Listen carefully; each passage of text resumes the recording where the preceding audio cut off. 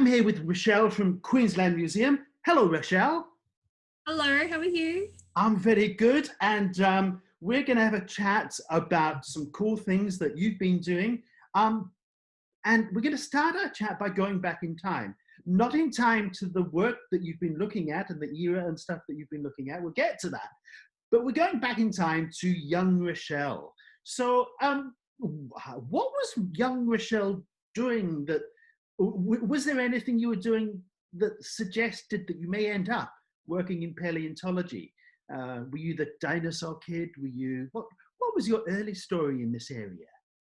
I was a bit of a dinosaur kid. I loved ancient history and I just loved reading books about dinosaurs or ancient Egypt. And they were passions that I didn't necessarily follow straight after high school.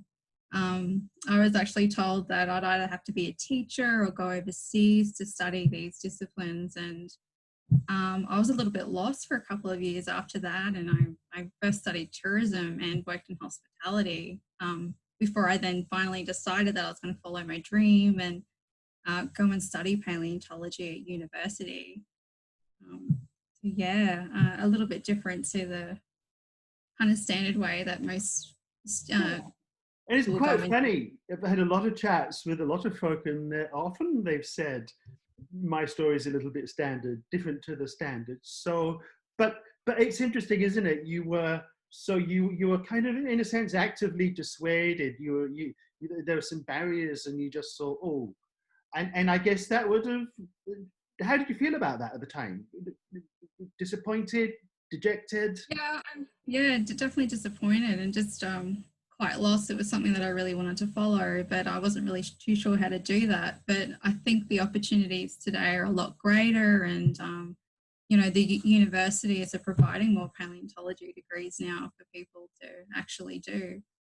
So what was it then after that sort of setback, I suppose we could call it,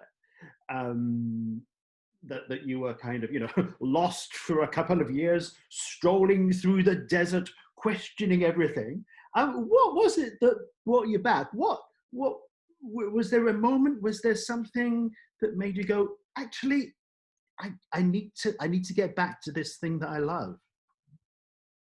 Actually, yeah, there probably was. It was when I went back to visit the museum, taking some friends around, and that just really kind of prompted me about how much I miss those passions. And I thought, well, you only have one chance at life. Why not have a go? So, ended up enrolling in an archaeology degree with the University of New England, and picked my units in paleontology because there wasn't really an actual degree in paleontology back then either. So, and then after that, I was actually an external student too, which kind of gave me more time to actually volunteer and get more practical experience, which I think is really important. And that's how I became involved in volunteering with the Queensland Museum. Absolutely, volunteering is for anybody that's wanting to learn about this stuff.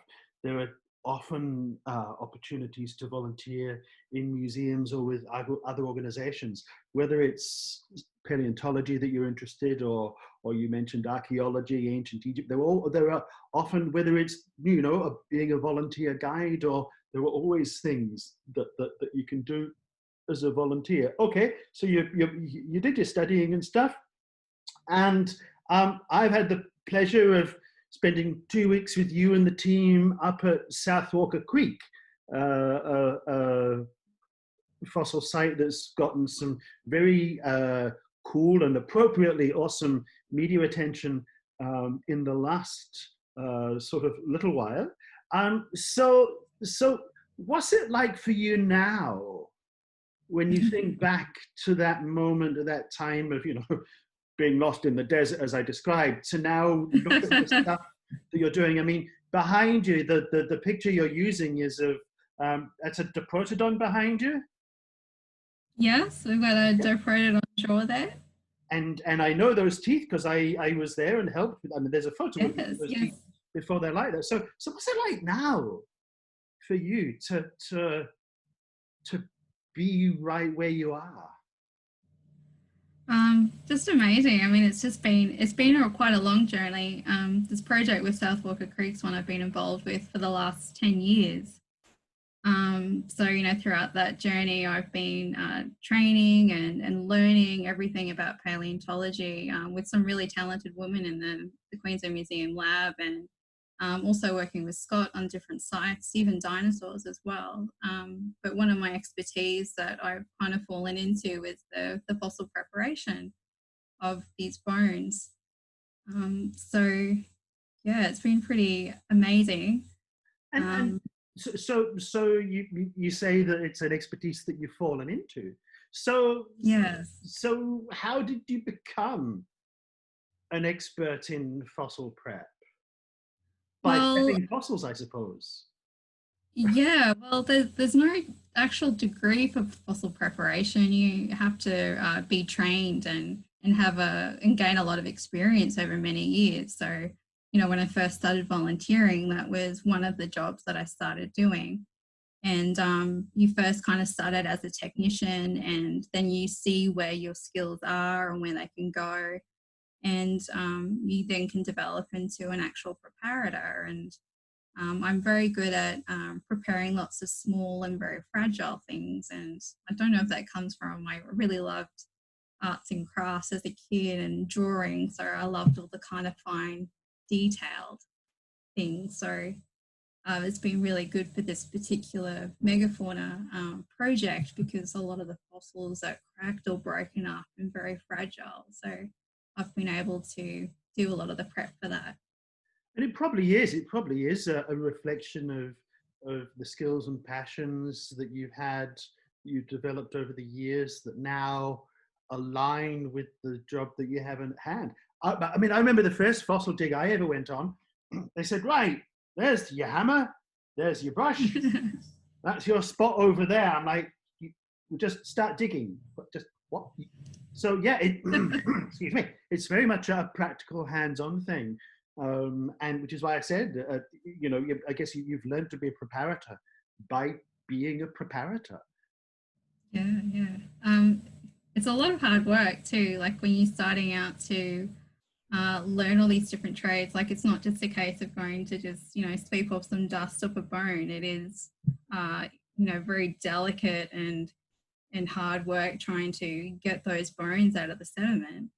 And, you know, eventually as you move up with your training and levels, you then have to record everything in detail. You have to map everything out. You're then taking samples for different projects or dating and a whole range of things. So I think paleontology is one of those disciplines that you can have so many other different subjects involved in it, like geology and, you know, other different sciences All as the well. sciences, Yeah, yeah. they're all a subset of paleontology. So one of the reasons we're doing these interviews, of course, is because Mary Anning is 221 years old. Yeah. Quite old. And it's interesting that you talk about fossil prep, because we often talk about the fossils that Mary Anning discovered, the plesiosaurs, the ichthyosaurs, the ammonites, the coprolites. But one of the things she was exceptional as and groundbreaking in was the detail to which she was able to prep the fossils, so that the gentleman from the Royal, or from the London Geological Society, whatever it was called, they would take the stuff and it was fully prepped for them. So did you know about Mary as you were traveling your journey, like either as a kid or as an adult? And what did you know and when? Yeah, unfortunately, no, I didn't know a lot about Mary Anning at all when I was younger, or even going through study. It's kind of only really been in the last couple of years. But it's interesting looking back at her life now, and it doesn't really matter the time period, but it shows women, you know, have a natural curiosity and are very capable and extraordinary at science. So yeah, I think she's become quite a great role model for women today. And she lived in such harsh times as well. And she was so strong at the work that she was undertaking, and she was very resilient to the negativities and setbacks that she faced. So yeah, I think for me, when I look back at her today, she can really remind you to stay strong and resilient, and you know, when the going gets tough, the tough get going. Really. Yeah, indeed. One of the comments that one of the interviewees that I spoke with, Amy mentioned, she talked about defiant curiosity in Oh describing, yeah, yeah, and I love that description, and I think we should yeah, ever more use it, crediting Amy for it, but because it is, isn't it? She yeah. was told, no, you can't do this, you can't do that, you can't. She became an expert. People would actually, and there were scientists, there's a quote that she's says something about these men sucking her brains for her knowledge because they were getting the stuff, the prepped fossils and the stuff from her. So now that you know about Mary, where do you think she sits in terms of a woman of science? While she's technically not a scientist, I mean, she clearly would have been had she been alive now. So where does she sit in our? You know, we have a whole bunch of male scientists that we often talk about. Often when it comes to women, we just talk about Mary Curie, perhaps. We're getting more and more recognized. But where do you think she sits in paleontology, but also more broadly? Oh, I don't know. I don't know. I don't know if it's good to say she wasn't a scientist. I think I don't think you necessarily need a degree or you know, a doctor or a specific name to classify yourself as a scientist. I think if you're someone who's already doing your own research or have that natural curiosity, you're already doing science. Um, so I think for today, especially with women, she is just a great role model to show her defiance and resilience to, you know, those past setbacks and negativities, and you know, hopefully that's not something that we are facing today. But I know in some cases it is. I've been very fortunate to be working with a very supportive group, and I just hope that, you know, everyone's being acknowledged for their science and work that they're doing today. Absolutely, and I think you're absolutely right, and you raise a great point in terms of you don't have to be a scientist to be doing science, do you?